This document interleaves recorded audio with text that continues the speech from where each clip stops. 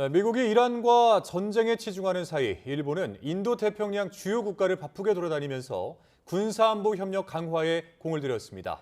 다카이치 총리는 중국을 겨냥한 신외교 정책까지 발표했는데 중국은 군사 대국화로 돌아가려는 움직임이라고 비판했습니다. 도쿄 이승배 특파원입니다. 다카이치 산하의 일본 총리는 베트남 정상회담을 마치고 하노이 대학에서 신외교 정책을 발표했습니다. 이른바 신 FOIP, 풀었으면 자유롭고 열린 인도태평양 구상입니다. 정치 스승인 아베 전 총리가 10년 전 중국을 견제하려고 발표한 것입니다.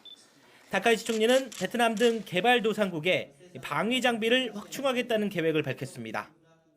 자유, 개방성, 다양성, 포셉성, 법의 시한에基づく国際秩序を築くために日本として果たすべき役割を変わりなく、いいえ、今まで以上に主体的に果たしている。 베트남을 콕 집어 외교 구상을 발표한 것 역시 중국을 의식한 행보였습니다. 다카이치 총리가 다음 순방지로 호주를 택한 것도 그 연장선에 있습니다. 기본적으로 에너지 교류도 있지만 동시에 강조했던 게 군사 안보 협력입니다. 호주는 최근 일본 자위대 최신의 호위함 11척을 수입하기로 하면서 두 나라 협력 범위가 넓어졌습니다. 다카이치는 일본, 미국, 호주에 인도를 추가한 4자 협력을 강화할 구상도 밝혔습니다. 또 하나 눈여겨볼 점은 정보 협력입니다. 호주는 미국, 영국 등과 기밀 정보를 공유하는 파이브 아이즈 회원국인데 양국이 국가 정보 수집 등에 협력하기로 한 거로 전해집니다. 니온 게이자이 신문은 호주와 기밀 정보를 공유하게 되면 다카이치 내각의 방위력 강화에 힘이 실릴 거라고 평가했습니다. 미국이 이란 전쟁에 군사력을 집중 배치한 사이 일본이 인도 태평양 나라들과 접촉하며 안보 협력 강화를 위한 광폭 행보에 나서고 있는 겁니다.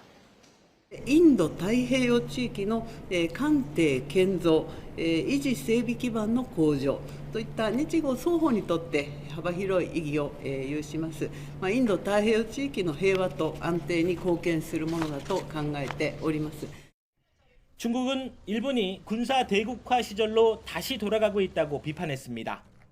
관영 글로벌 타임즈는 중국의 영향력을 견제하고 배타적인 지역 질서를 구축하려는 의도가 담겼다고 꼬집었습니다. 일본 정부가 한국에도 동참 의사를 타진할지도 주목됩니다.